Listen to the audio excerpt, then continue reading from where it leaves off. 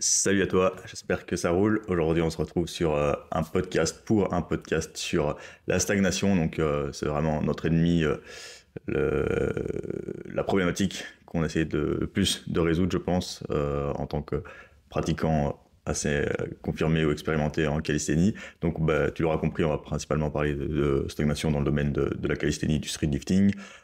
Stagnation aussi si tu es plutôt expérimenté, si tu as quand même pas mal d'années de pratique derrière toi, mais il y aurait pas mal de bonnes informations, on va dire, à en tirer, même si tu es plutôt débutant, pour justement peut-être anticiper cette stagnation et l'éviter. Et une fois que tu la rencontres, ben, qu'est-ce que tu peux faire pour y parvenir.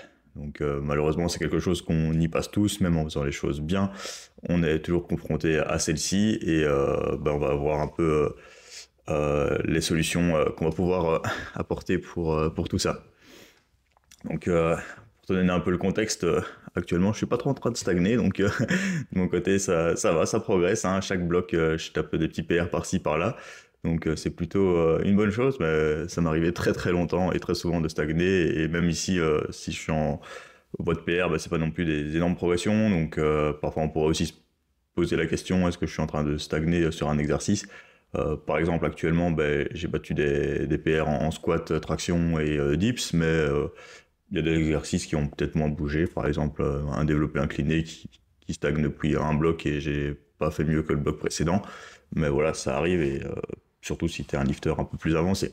Mais à l'inverse, il y aura d'autres blocs, peut-être que dans 2-3 mois, ben, je serai stagné, je stagnerai carrément sur mes lifts principaux. Et bah voilà, il faudra peut-être trouver des solutions ou pas, parce qu'on va voir tout ça maintenant. Donc je me suis basé principalement sur l'article que Eric Helms a fait dans MASS, donc Monthly Application in Strength Sport, qui a énormément résonné avec moi, où il décortiquait beaucoup cette stagnation, parce que il y a quelques années sur ma chaîne YouTube ici, si tu remontes un peu en arrière, j'en avais fait une grosse vidéo là-dessus aussi en fait, sur la stagnation, et en fait il a abordé beaucoup de choses que j'avais dit à l'époque, donc c'est lui qui m'a copié. Non.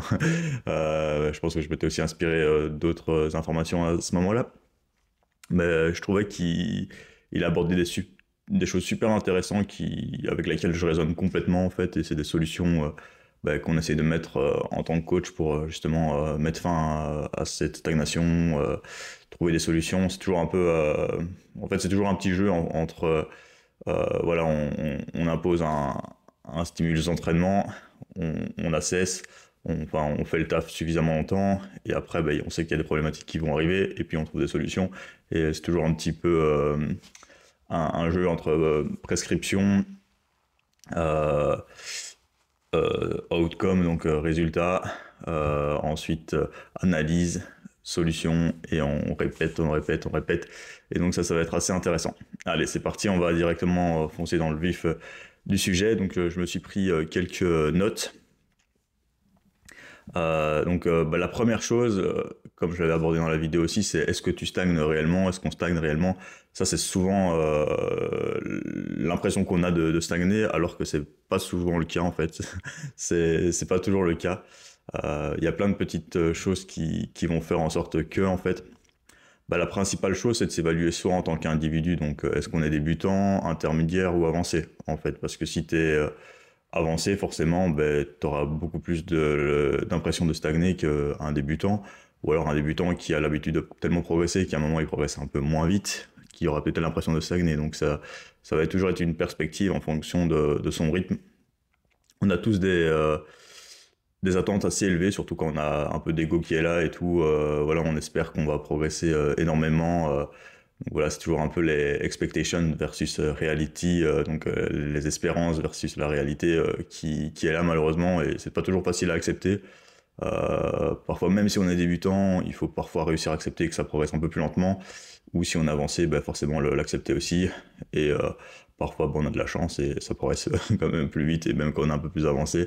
Et il y a toujours des solutions aussi, hein, mais voilà, parfois, même si on fait toutes les choses bien, qu'on optimise tout, ben, et même quand on débute, si on a un passé de sportif et autres, il se peut que la progression soit quand même relativement lente.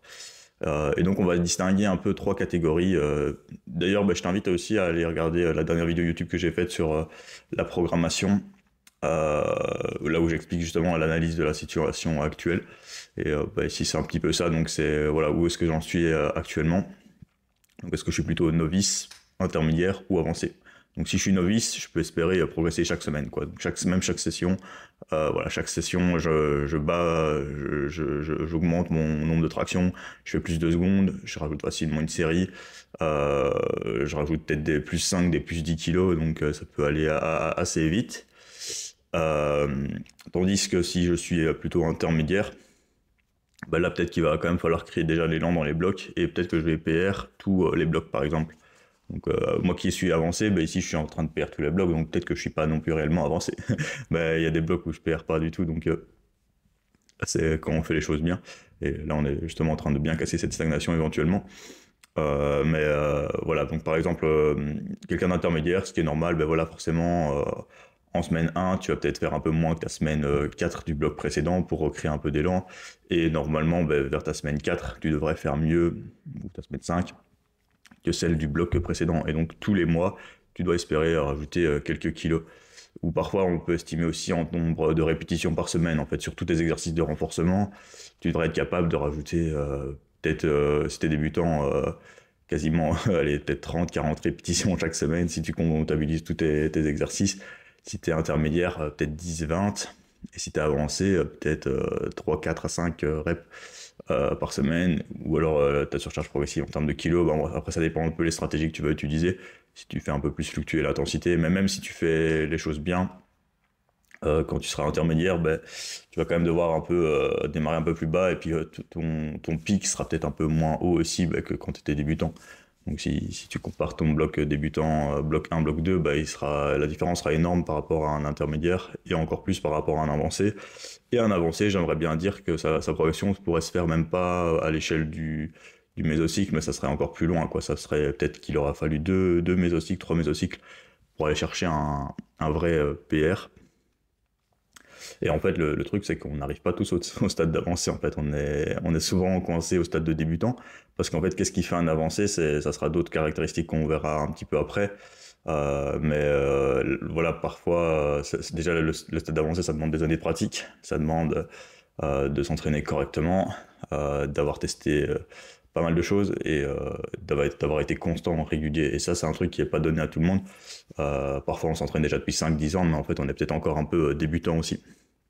Donc là, je digresse aussi, mais donc voilà, il y a un peu ce rythme de progression et voilà, de PR, on va dire, de facilité.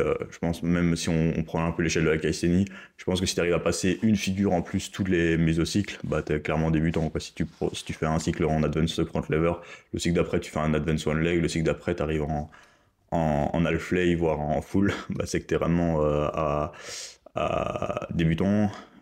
Et bah, parfois, il y a des gens qui vont faire le full front lever directement, mais ça, c'est encore autre chose. Et tandis que si t'es plutôt intermédiaire, tu vas peut-être mettre 6 mois pour débloquer une progression en plus. Donc peut-être que tu vas mettre 6 mois pour passer du advanced front lever. Tu pourrais être intermédiaire aussi en ayant un advanced front lever. En fait, c'est pas du tout une question de niveau, même si on pourrait quand même voilà, estimer aussi cette progression, son stade de développement sous forme de niveau. Donc un intermédiaire va passer la progression suivante sur carrément le macrocycle, donc tous les macrocycles, ce qui est déjà pas mal, et un avancé, bah, peut-être qui va pouvoir passer une progression sur l'année carrément, voire plus, ou grappiller une seconde sur son année, ce qui est parfois déjà cool. Donc c'est toujours la question de perspective encore, et on peut aussi catégoriser un peu par niveau. Donc voilà, est-ce qu'un débutant ferait entre 0 et 10-15 tractions, un intermédiaire, enfin pas de traction encore de lesté, un intermédiaire 10-20 tractions lestée un peu plus haute, voire même plus, quasiment à 50-75% de son poids de corps, et un avancé, ben, 25 tractions plus, et plus de traction lestée quasiment à son poids du corps, quoi. Donc plus certaines figures en plus qu'il a débloquées, etc. Donc je t'invite à aller regarder la formation, j'avais fait un peu des tableaux là-dessus. Voilà, après c'est toujours une question de perspective, mais je pense que c'est pas plus mal de se baser aussi sur son rythme de progression, ses attentes, et après on peut mettre encore les facteurs externes en plus. Voilà, est-ce que voilà, si tu es un peu plus âgé, ben, forcément, peut-être le sommeil un peu plus. Enfin, peut-être un peu moins de bon de sommeil, peut-être que tu as des responsabilités, tu as peut-être moins de temps pour t'entraîner, etc. Et donc finalement, ça va impacter un peu ton rythme de progression, tandis que si tu es plus jeune et que tu as 16 ans et que toute ta vie est canalisée autour du sport et que tu as zéro stress, ben, tu peux t'attendre aussi à une meilleure progression éventuellement. Parce que parfois, même quand on a toutes les cordes à son arc, on ne progresse pas non plus de la meilleure manière. Ça dépend un petit peu. Euh, donc voilà, alors, finalement, ça en fait pas mal de questions. Et donc finalement, ben, si voilà, tu plateaux pendant un mois, est-ce que tu stagnes réellement? Ben, peut-être que tu te situes comme un athlète intermédiaire, voire avancé, et que finalement, tu fais bien les choses et qu'il faut juste simplement être patient. Et donc finalement, si tu te poses la question, et même si tu sens que tu arrives quand même à rajouter des répétitions sur la plupart des exercices, comme je te disais, 10-20 répétitions par semaine, un peu de kilos de temps en temps, ben, c'est que tu n'es pas vraiment en train de plateau. Et donc peut-être qu'il faut simplement continuer. Donc c'est la question, voilà, est-ce que tu stagnes réellement? Ben, si c'est non, ben, continue. Si oui, ben là il y a des petits trucs à tweaker. Et donc on va voir ça maintenant. Donc je m'étais noté... euh, donc voilà, les petits trucs à tweaker, ça va être fatalement la programmation de base. Donc voilà, est-ce que tu sélectionnes les bons exercices? Donc ça c'est la première chose. Et ça, il y a plein de petites choses à en dire. Je pense qu'on va aborder ces facteurs un peu plus en détail juste après. Est-ce que tes facteurs externes sont au point? Donc souvent, il suffit de moins bien dormir pendant un mois, ben, ça bousille un peu ton bloc.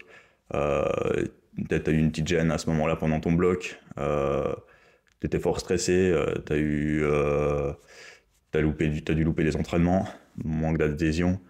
Et en fait, bah, si tu te remets en question un peu et si tu te poses la question, est-ce que dans les 5 dernières années, tu as eu ça, bah, finalement, peut-être que tu es encore débutant parce que tu n'as jamais vraiment mis en place ces facteurs externes et cette programmation de base.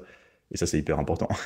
Ou alors même en dehors des facteurs externes, maintenant parlons aussi nutrition, bah, si tu étais en énergie, en surplus calorique par exemple, tu as explosé tes calories, mais tu as plus ou moins stagné sur tes exercices poids du corps, bah, finalement tu as progressé.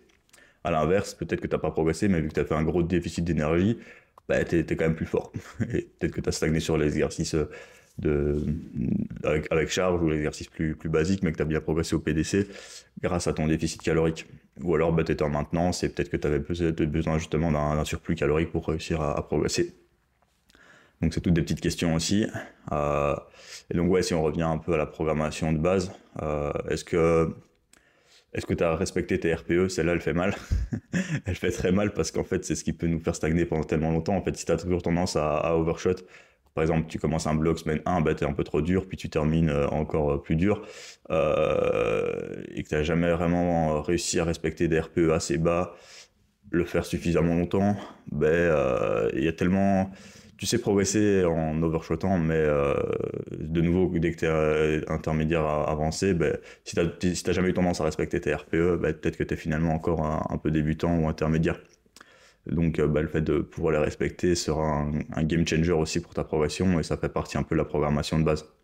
Donc sélectionner les bons exercices, voilà, si tu t'entraînes avec des progressions pertinentes aussi, ça c'est hyper important. Est-ce que tu avais une fréquence, par exemple, de 2 fois par semaine par mouvement? Donc ça, c'est une chose. Si tu avais toujours fait un push-pull legs une fois semaine, c'est pas étonnant que tu sois encore peut-être au stade de débutant, que tu manquais probablement de fréquence sur tes mouvements pour bien les acquérir. Ça fonctionne, certes, mais c'est moins optimal. Donc forcément, quand tu étais débutant, tu as pu faire beaucoup de choses qui n'étaient pas efficaces pour progresser. Et si tu continues à faire ça, ben, tu restes peut-être au stade de débutant aussi.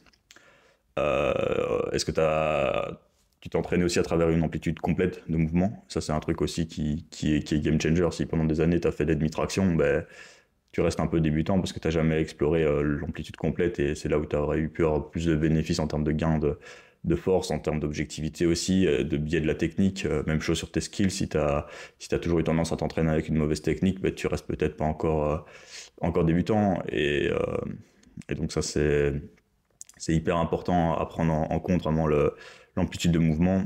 Est-ce que tu as toujours eu tendance à pas contrôler les mouvements, par exemple, à te laisser tomber, à aller un peu dans le rush, à pas être très focus dans tes séances, à avoir une intention de réellement pousser aussi, ou justement, ouais, parfois, là on parlait un peu d'overshot, mais est-ce que tu as peut-être eu tendance aussi à undershot, à pas mettre une vraie intention dans tes mouvements. Ça, je pense que je l'avais fort dit dans la séance sur tes handstands aussi. Est-ce que tu as tendance juste à faire ton handstand sans trop penser à des choses, alors vraiment activement pousser tes épaules à fond dans tes oreilles, pousser vraiment, aplatir ton bas du dos, vraiment penser à des petites choses comme ça qui font vraiment la différence sur ta progression. Ça, c'est hyper important en tant que pratiquant. Et donc finalement, c'est ça qui est bien en fait. C'est ça qui est bien, c'est que ça se trouve, ça fait des années que tu penses que tu stagnes depuis longtemps. Il suffit de régler peut-être un truc comme ça, juste respecter tes RPE, juste sélectionner des bons exercices, t'entraîner avec une amplitude complète, réussir à t'entraîner ton mouvement 2 fois par semaine si tu ne l'as pas fait avant, contrôler tes mouvements et être moins dans le rush, mettre une intention plus de poussée. Par exemple, respecter des RPE bas sur tes exercices d'hypertrophie, mais des RPE bas sur tes exercices de force, mais des RPE hauts sur tes exercices d'hypertrophie, t'entraîner en amplitude longue, etc. Et ça, c'est trop bien en fait. C'est ça qui. Il y a tellement de trucs qu'on peut tweaker parce que ça paraît banal comme ça, si t'es déjà un lifter peut-être avancé, mais peut-être que ça te paraît banal, mais que tu le fais pas encore. Et ça, c'est important.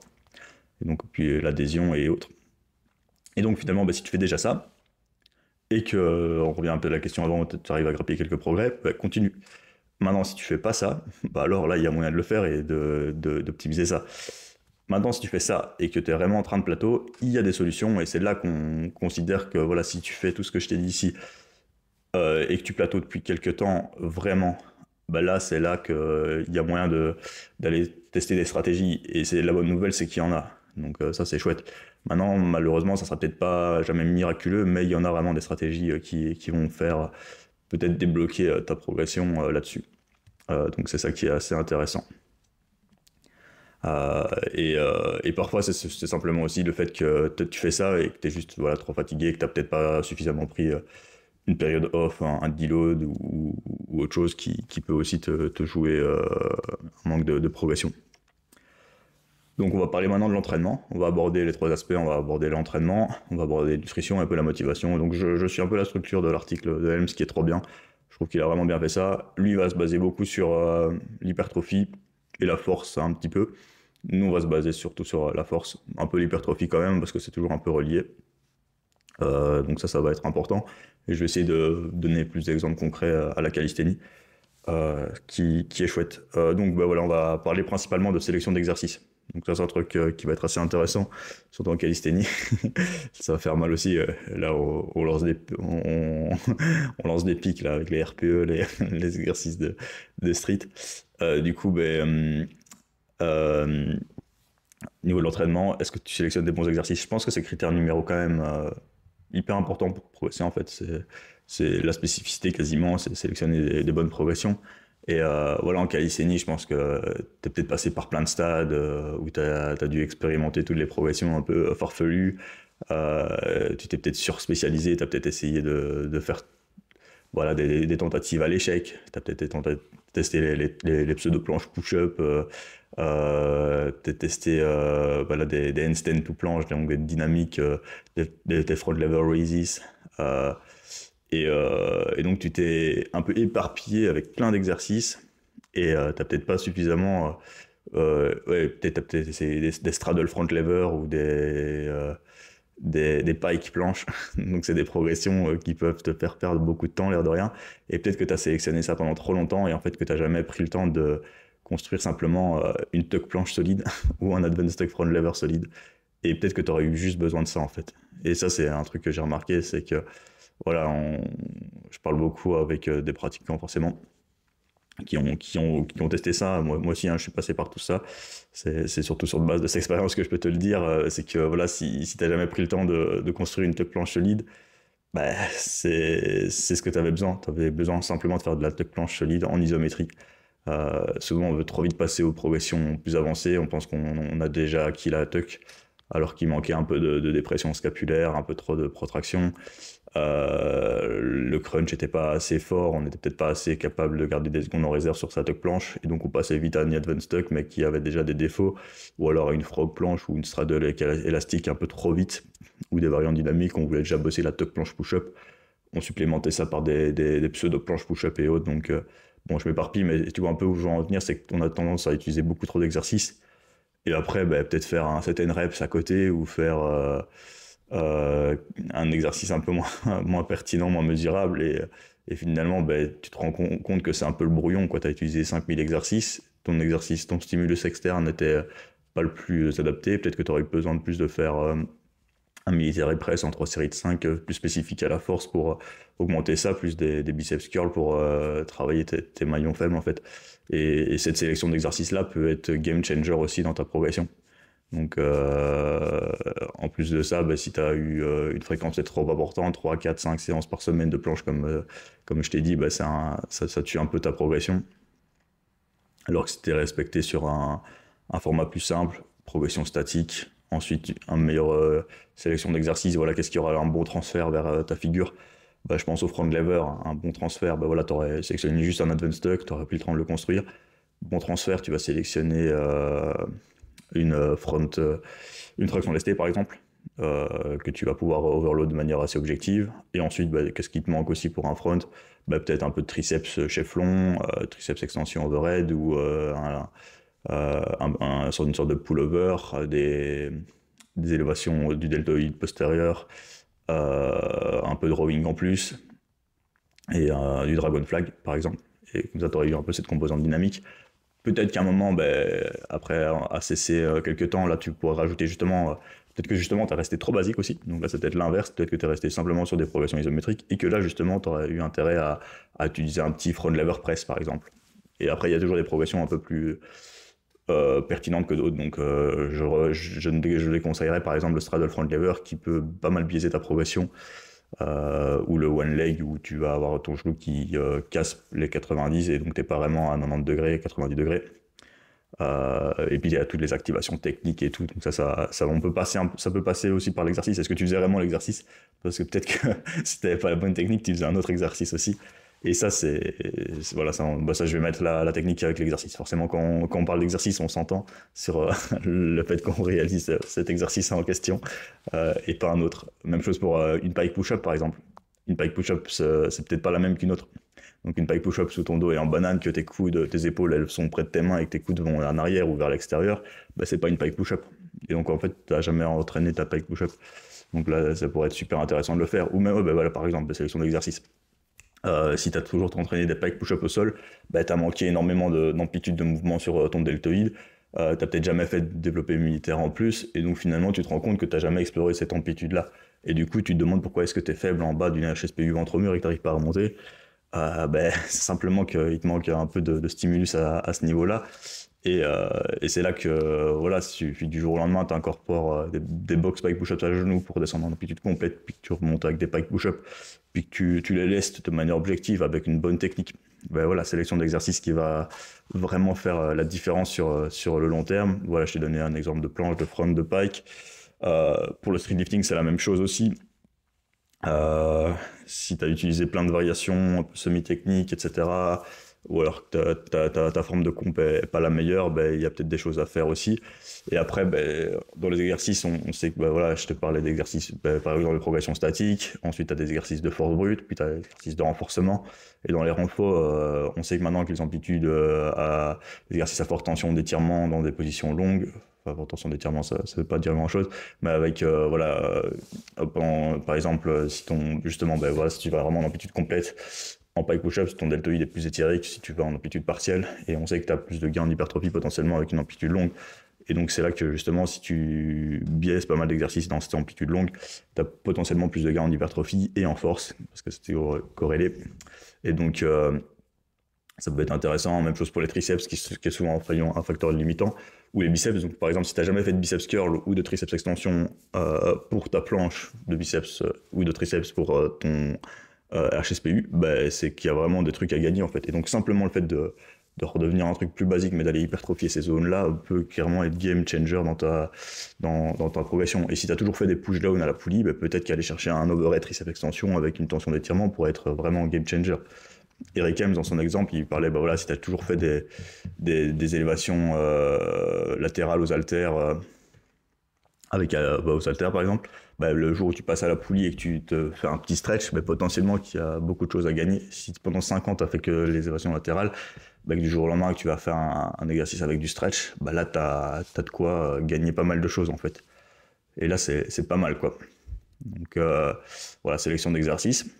Bon, maintenant, partons du principe que tu avais déjà conscience de ça, ce qui est quand même pas le cas de tout le monde, encore une fois. Donc c'est tous les petits trucs qui paraissent un peu évidents, mais je trouve que parfois on n'en a pas toujours conscience. Il y a le fait de se spécialiser un peu plus. Donc là, c'est clair qu'une fois que tu as mis pas mal de cartes en main, voilà, est-ce que tu as toujours essayé d'avoir un peu mon approche hybride où on essaie d'avancer un peu tous ces puits en même temps. Voilà, tu t'entraînais tous tes mouvements 2 fois semaine tout le temps, plus ou moins le même volume, 8 séries de planches, 8 séries de front, 8 séries de traction, 8 séries de dips, tu vois, tout un peu la même chose. Bah, peut-être qu'il y a un moment où si tu as envie de progresser un peu plus, bah, peut-être aller chercher 12, 15, 16, 12, 16, 20 séries du skill en question de planches, et puis de mettre que 8 séries en front, et de mettre que 5 ou 3 séries en street lifting. Et finalement, tu peux quand même monter sur tout, mais tu sais que tu vas mettre plus d'emphase sur un mouvement, donc c'est un peu la priorisation. Et là, c'est important. Et tu peux même y aller encore plus à l'extrême et le mettre en maintenance, mais là, on sort de l'hybridation, donc je te le déconseille. En vrai, tu peux quand même, même si tu mets certains mouvements à côté, tu peux encore réussir à progresser. Et plus tu es avancé, ou plus tu as d'expérience, ou plus tu auras peut-être besoin de le faire aussi, de spécialiser aussi. Donc ça, c'est quelque chose qui peut être... aussi, donc si tu fais les jambes aussi, bah tu pourrais te dire j'arrête de faire les jambes, là ça te peut laisser pas mal de trucs. Un truc que j'aimerais tenter, ça je vais te le partager dans ce podcast, ça serait par exemple tu te mets en béquille et, tu te laisses atrophier les jambes. Ça c'est le hack. Un jour je ferai l'expérience, je ferai genre 30 jours pour atteindre la full planche. Ça serait marrant de le faire. Dis-moi si tu veux que je fasse cette vidéo-là, ça pourrait être pas mal. D'abord, laisse-moi avoir un squat décent, mais à un moment, il faudra le faire. Donc ça, c'est intéressant, la spécialisation.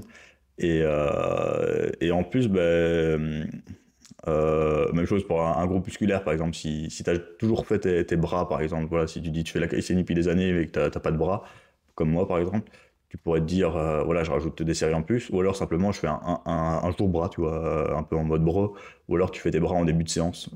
C'est des trucs qui pourraient vraiment changer la donne. Bon, là c'est peut-être pas l'exemple qu'on a envie de faire, mais pourquoi pas.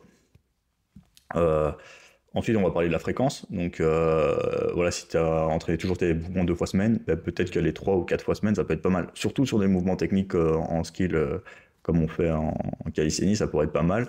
Souvent, la fréquence est aussi un levier pour faire plus de volume. Donc, si tu augmentes ton nombre de séries, par exemple, de planches, tu es à 12 séries, bah, tu peux caler 2 séances de 6 séries, ça va encore. Maintenant, si tu passes à 24 séries, bah là, faire 2 fois 12 séries sur tes planches, sur ta séance, ça risque ta 12e série, elle va être compliquée. Donc, tu as intérêt peut-être à en faire 3, 4 séances, avec peut-être des jours un peu secondaires et des jours primaires. Mais c'est un gros levier aussi. Même chose, si tu as envie d'être un peu plus spécialiste en traction, bah, peut-être faire 3 séances de traction, un muscle-up aussi, même s'il peut être un peu plus stressant comme mouvement. Même en dips, hein. Donc ça c'est des choses qui peuvent être pas mal. Vraiment aller monter un peu cette fréquence d'entraînement pour aller parfois casser cette stagnation, c'est toujours un levier qui est assez intéressant. Il y a des études assez prometteuses là-dessus, des powers qui font du SBD 6 fois semaine par exemple. Je pense que c'était une étude en Suède. Et alors, je pense que les résultats vont bientôt paraître, mais apparemment c'est assez intéressant. Donc voilà, après bon, c'est bien qu'avec des doses minimales aussi, de une fois ou 2 semaines, on sait toujours progresser, hein, mais parfois le fait d'augmenter un peu ça peut peut-être optimiser un peu. Donc d'ailleurs, on peut prendre l'extrême d'aller faire un grise de groove. Ça, je pense que c'est un truc, si tu n'as jamais vraiment fait, ça fait des années que tu t'entraînes de manière classique sur ton front, ben pourquoi pas laisser le grise de groove une petite chance sur du court terme. Si tu as envie de dire, voilà, là c'est l'été qui arrive, il me reste 2 mois, allez, un bloc de 6 semaines, je vais tenter un petit grise de groove pour aller valider un full front lever, pourquoi pas tenter l'expérience. Donc le grise de groove, si tu ne connais pas, c'est le fait de faire un maintien toutes les heures, par exemple, de front lever, et tu essaies de faire 4, 5, 6 séances, 6 séries de front lever. Enfin, toutes les heures, mais ça peut être toutes les demi-heures en fonction de ton agencement et autres. Et donc voilà, c'est vraiment l'extrême de la fréquence complète qui pourrait être parfois game changer sur l'acquisition d'un mouvement. Donc, pas mal. Ensuite, souvent là, on parle un peu d'en faire plus, mais on peut très bien en faire moins aussi. Et ça, c'est souvent aussi problématique. Donc c'est toujours un paradoxe. En fait, il faudra s'analyser en soi en tant qu'individu. Voilà, on parlait beaucoup de techniques et tout. Maintenant, si on parle juste de facteurs d'entraînement, nombre de sets par semaine, nombre de séries difficiles par semaine, fréquence, bah, peut-être que justement, tu as eu tendance toujours à te la mettre. Souvent, c'est quand même le cas. Voilà, tu as quelqu'un qui vient avec toi en coaching, bah, ça fait peut-être longtemps qu'il s'entraîne un peu trop dur. Tu as peut-être un peu trop expérimenté de trucs un peu hardcore. Et du coup, bah, là, tu arrives et tu reviens sur quelque chose de beaucoup plus basique. Bah, voilà, tu vas faire seulement 3 séries de planches, tu vas faire 3 séries de traction, et tu vas faire 3 séries de militaires. Et basique, 2 séries de renfort et c'est tout, quoi. Tu en fais un petit peu moins.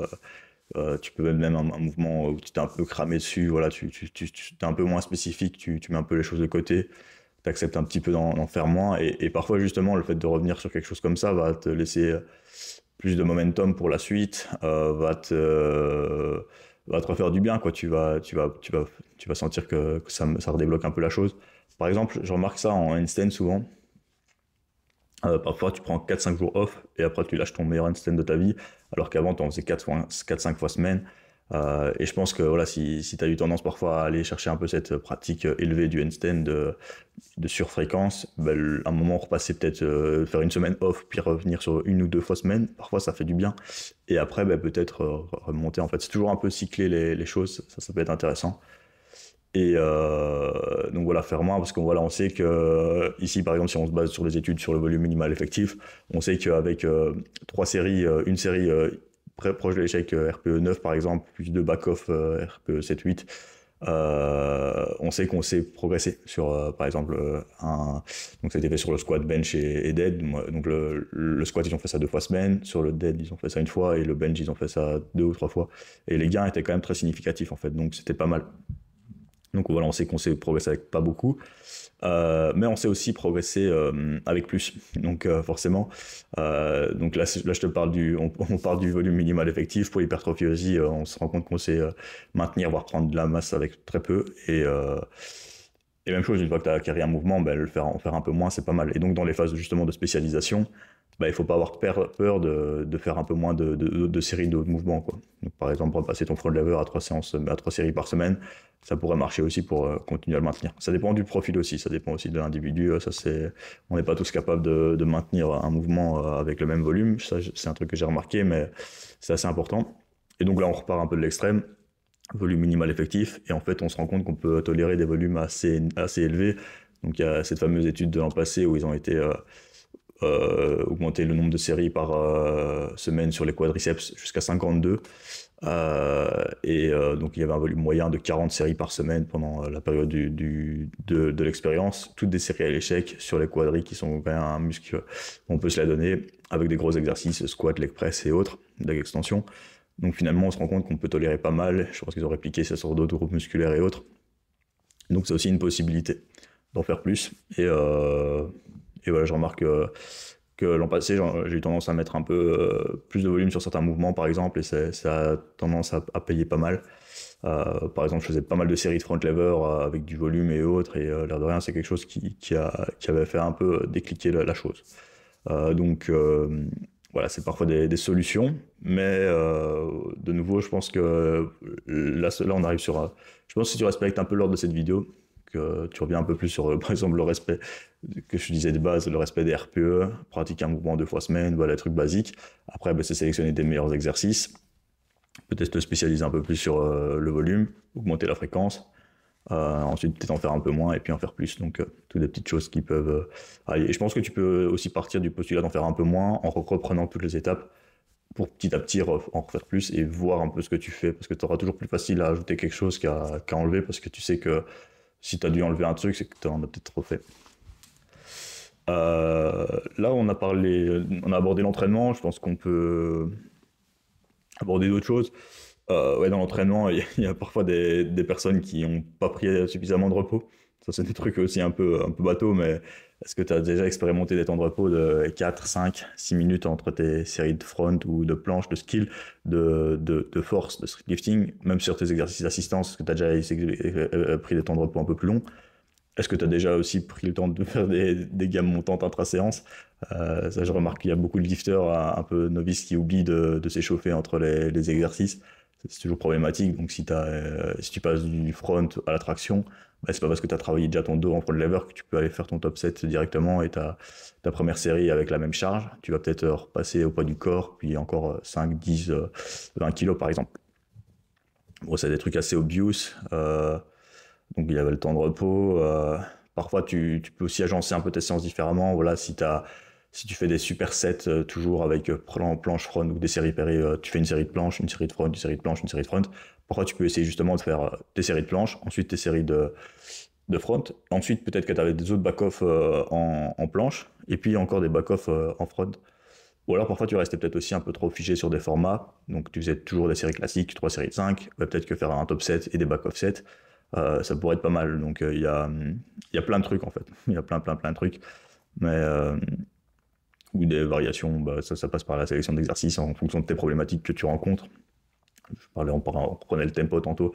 Si tu avais tendance à toujours te laisser un peu tomber, à pas trop contrôler tes mouvements, bah peut-être que rajouter du tempo ou une pause en bas du mouvement peut être intéressant, ou une pause dans les amplitudes étirées des mouvements bah, peut être intéressant aussi. Utiliser des protocoles un peu différents, des giant sets, des mini reps, quelque chose qui te fait plus plaisir, peut-être des combos, quoi. Peut-être que tu es resté toujours dans une approche un peu trop frustrante et que tu as envie de te faire un peu plus plaisir. Voilà, il y a plein de trucs. Donc, je pense que je t'ai quand même dit les principaux là. On va aborder un peu l'aspect nutrition, donc c'est un peu différent aussi en calisthénie. Donc il y avait le fait de ne pas vouloir rester trop sec. Je pense que c'est quelque chose qu'on peut passer forcément en calisthénie. C'est toujours tentant de rester sec. Enfin, souvent, c'est quand même le call. Hein. C'est quand même souvent le call parce qu'on a besoin d'avoir un rapport poids-force assez efficace. On a envie d'être le plus lean possible, mais le plus fort possible. Maintenant, parfois, on manque peut-être un peu de masse musculaire et c'est là que ça devient problématique. Mais dans la majorité des cas, voilà, souvent, si on était un peu trop lourd, ben, voilà, la sèche nous a fait du bien pour atteindre nos skills. Mais une fois qu'on maîtrise un peu nos skills, qu'on a déjà fait ça, peut-être qu'on manque de masse musculaire. C'est pour ça aussi que je recommande souvent ces cycles, un petit peu de masse, quitte à bulker un petit peu, ça peut être intéressant.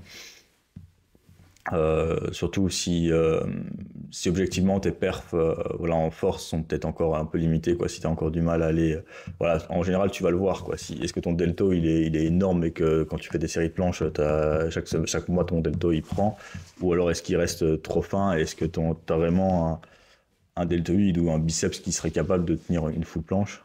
Ça, il faudra regarder par rapport à tes insertions. Donc voilà, parfois, enfin souvent on voit les streeteux à top niveau, ils sont fins, mais en fait on voit qu'ils ont des insertions quand même vraiment très favorables. Ils ont quand même des longs biceps, des épaules qui s'insèrent bien, des bras de levier, ils ont peu de jambes, pas trop de fémur, et donc finalement eux, ils ont suffisamment de masse musculaire pour ça, et ils arrivent à la stimuler grâce aux mouvements spécifiques. Mais c'est pas le cas de tout le monde, et ils arrivent à la stimuler sans forcément faire un déficit ou un surplus calorique conséquent. Et peut-être que pour nous, parfois, on a besoin de le faire. Enfin, pas forcément faire un surplus calorique conséquent, mais voilà, pas avoir peur de rester trop sec. Et surtout en street lifting ici, même si aussi en street lifting, on a envie d'être plus lean, plus sec aussi qu'en power. Parfois, c'est ce qui manque objectivement, quoi, de faire ça. C'est vrai que j'aurais tendance à recommander quand même la maintenance pour beaucoup de personnes pendant longtemps. Mais il y a un moment où il faut quand même réussir à prendre un peu, quoi. Donc moi, à titre perso, là, ça faisait 3 ans que j'étais en maintenance. J'essaie de reprendre un peu, mais je crois que je suis un peu trop prudent parce que voilà, forcément, on a envie toujours de maintenir un peu cette perf en statique et rester plus ou moins lean. Et là, c'est une erreur que je suis en train de faire actuellement et que je fais depuis peut-être 2-3 ans, de rester trop sec. Et donc je pense qu'il faudrait que je me laisse un peu plus le temps de bulker. Mais il y a toujours ce challenge, je pense qu'il faut être assez modéré. Maintenant, là, si tu prends un peu plus le spectre muscu-power, là, on peut le faire un peu plus agressivement. Nous, je pense qu'on aurait tendance à être beaucoup plus modéré. Mais ça peut être bon de le faire. Et à l'inverse, peut-être qu'on a tendance à toujours trop bulker, tu vois. Donc il y a d'autres personnes, voilà, ils sont prise de masse, ok, olé, 2 mois après sèche, prise de masse sèche, et finalement ça ressemble pas à grand chose, le bulk est peut-être trop agressif, et donc c'est pas toujours le bon call, surtout en calisthénie où là tu vas directement sentir un gros impact sur tes perfs, et parfois c'est une mauvaise gestion, ben voilà, de son adhésion à l'alimentation, de ses habitudes et autres.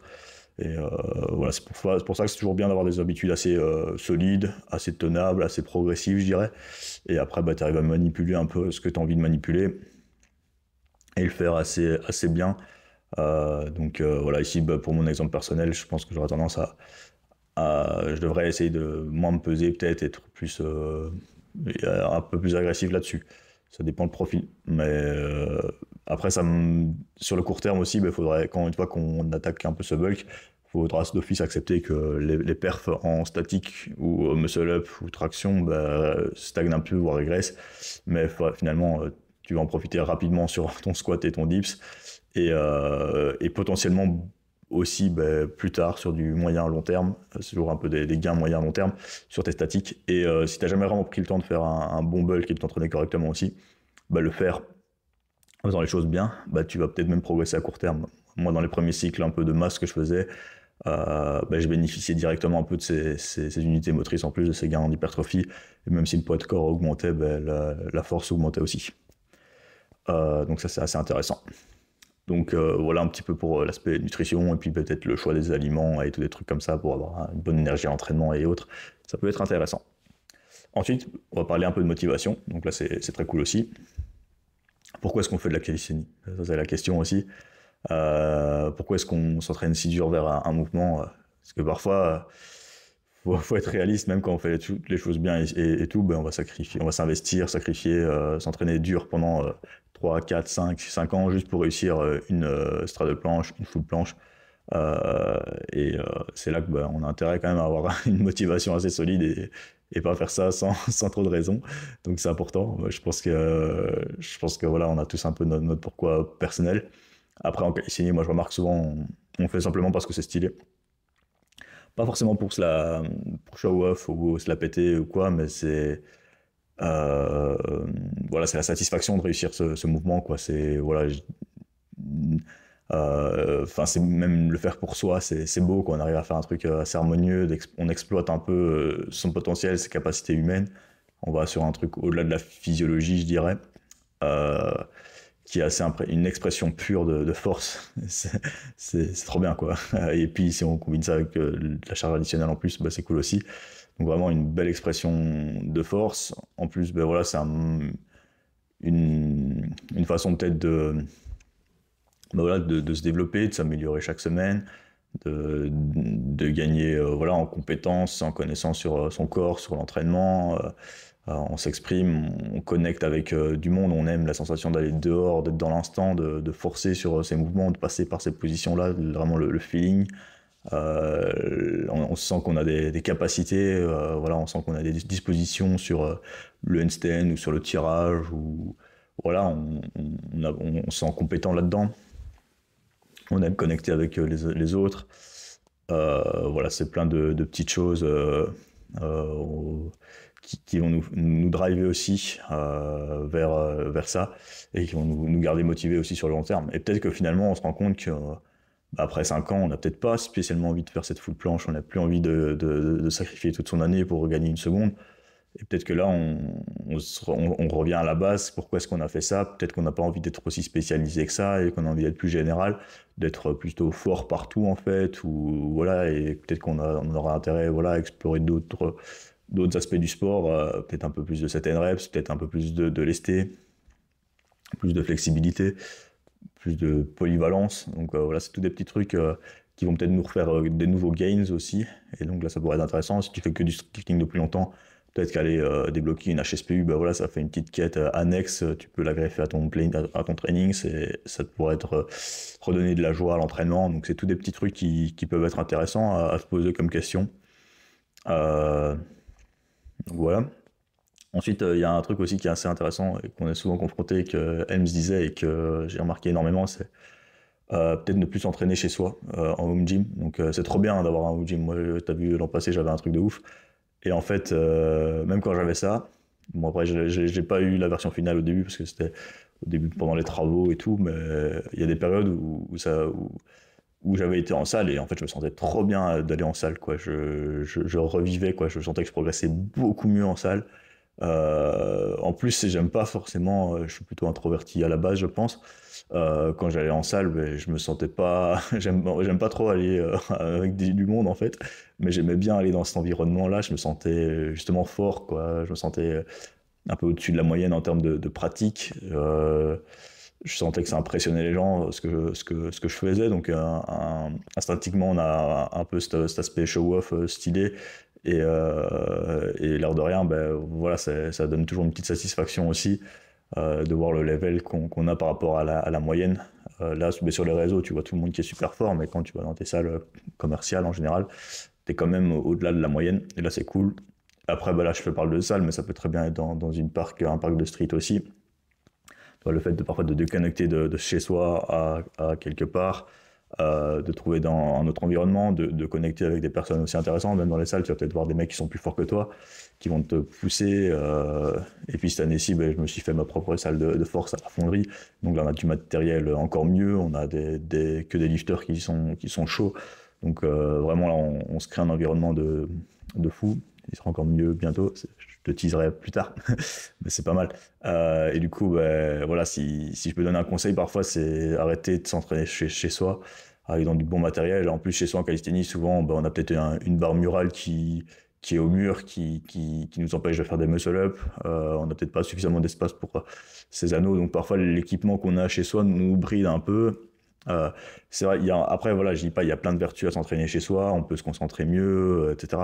Parfois, peut-être que justement aussi, si tu t'entraînes souvent en salle ou quoi, peut-être qu'aller chez toi, ça te fera du bien, en fait. Et c'est parfois là que tu feras tes meilleurs progrès, en fait. Moi, j'ai remarqué les deux aussi. Donc, c'est toujours un peu paradoxal. Mais je pense que l'humain, même si tu es quand même plutôt solitaire, a intérêt à s'entraîner. Je me demande si on n'aurait pas quand même une tendance à être quand même plus performant et plus fort avec des autres personnes autour de soi. Même si parfois tu te sens, ouais, tu vas en compétition, tu bulles ou t'as pas aimé être avec, enfin tu vas t'entraîner comme ça une fois que des potes et tu fais la pire séance de ta vie, mais je pense que sur le moyen terme, long terme, voilà, si, pour autant que tu sois pas distrait, que tu arrives à faire ton taf et tout, et que tes séances soient pas trop longues, que ça se manage dans ton emploi du temps, ça peut être une bonne chose. Ensuite, trouver un training bro, ça dépend un peu des gens. Moi c'est pas un truc, enfin, un titre perso que j'ai fait, mais je pense que je vois l'idée. Hein. C'est vrai que si t'as quelqu'un qui est là derrière toi avec toi et que vous avez plus ou moins le même niveau, vous challengez et tout, tu vas le voir grandir, tu auras envie de grandir avec. Je pense que ça peut être très très puissant aussi. Vraiment qui adhère aussi en termes de motivation. Ok bro, tu viens à la salle et tout. Je pense que c'est des trucs qui peuvent être intéressants. Tu peux aussi avoir quelqu'un. Je pense que c'est bien d'avoir quelqu'un qui s'intéresse à tes trainings en fait. Ça, c'est pas mal. Et d'ailleurs, bah, c'est pour ça que je trouve que le coaching est puissant. Moi, je m'intéresse à la progression de mes coachés. Et bah voilà, eux, tu te dis, voilà, il y a Alex qui est là derrière, il a envie que je progresse. Et donc, ça s'appelle taf. Donc, ça, je vous recommande. Et si c'est pas un coach, bah, c'est son training bro, justement, qui est là. Et ça peut être très, très motivant aussi quand tu vas lui voir faire certaines perfs et autres. Après, parfois, il peut faire quelque chose d'un peu différent. Hein. Donc, il faut pas, c'est là où il faut pas spécialement copier le programme de quelqu'un. Je trouve que chacun est quand même différent, même si les niveaux sont plus ou moins les mêmes, les besoins, la programmation va quand même devoir être un peu différente, mais ça peut être intéressant. Et après, bah, là, il parlait aussi de mettre une playlist, une musique. Parce que Mike Zodos a fait une review là-dessus. Et c'est vrai qu'il y a quelques effets assez intéressants. Donc voilà, peut-être que ça fait des mois que tu t'entraînes un peu sans musique ou toujours un peu avec un son machinal. Peut-être que prendre le temps de te faire une playlist un peu plus qualitative avec des sons un peu plus hardcore bah, peut être pas mal, quoi, plutôt que d'écouter toujours les dernières musiques à la mode ou quoi. Ça peut être pas mal. Donc c'est vrai que c'est des trucs à explorer, à tweaker aussi sur la motivation. Euh, ouais, donc voilà, s'entraîner torse nu, c'est un truc qui donne de la force par exemple. Voilà, rejoindre une équipe, se fixer un objectif de compétition. Ça c'est un truc aussi qui est pas mal. Donc si tu as la possibilité de... C'est pour ça que moi, à titre perso, même si je suis pas compétitif ou quoi, j'aime bien me fixer des compètes pour voilà, me mettre une échéance, articuler ma programmation autour, planifier, donc ça enrichit un peu l'entraînement. Et après, bah, tu sens que tu as une ligne droite, tu as une échéance qui arrive, quoi, donc tu as intérêt à être prêt et ça te drive pas mal. Tu vois. On sent que, moi, je vois la différence sur les lifters que je coach qui ont des compètes ou pas. Euh, En général, bah, tu sens que voilà, tu mets les actions un peu plus en place pour y arriver. Après, c'est une pression qui peut être aussi parfois négative aussi, donc ça dépend aussi de la gestion, mais c'est toujours quelque chose de pas mal. Euh, voilà, donc je pense qu'on arrive un petit peu au bout de cet épisode sur la stagnation. Je pense que voilà, c'est trop bien, quoi. Il y a plein de trucs basiques et complexes pour progresser en tant qu'individu. C'est pour ça que ça fait 12 ans que je m'entraîne et que je m'entraînerai toujours, je pense, pour essayer de compléter ça. Et je sais que même si mon niveau parfois me frustre et bas, peut-être que tu te reconnais là-dedans aussi, ben, on sait qu'il y a des trucs à essayer pour aller optimiser ça, tu vois. Donc c'est pas mal de petites choses. Et voilà.